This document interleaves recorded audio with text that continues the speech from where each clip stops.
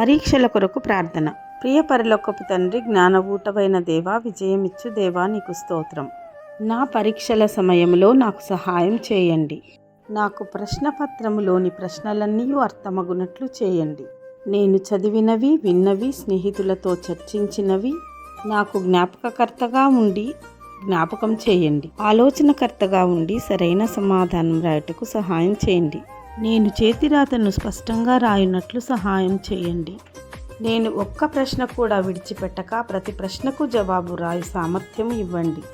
నాలో భయము, ఒత్తిడి, ఆందోళన, గందరగోళం, అపనమ్మకం తీసివేసి నన్ను ధైర్యంతో నింపండి. మీ సన్నిధి నాకు తోడుగా ఉంచండి.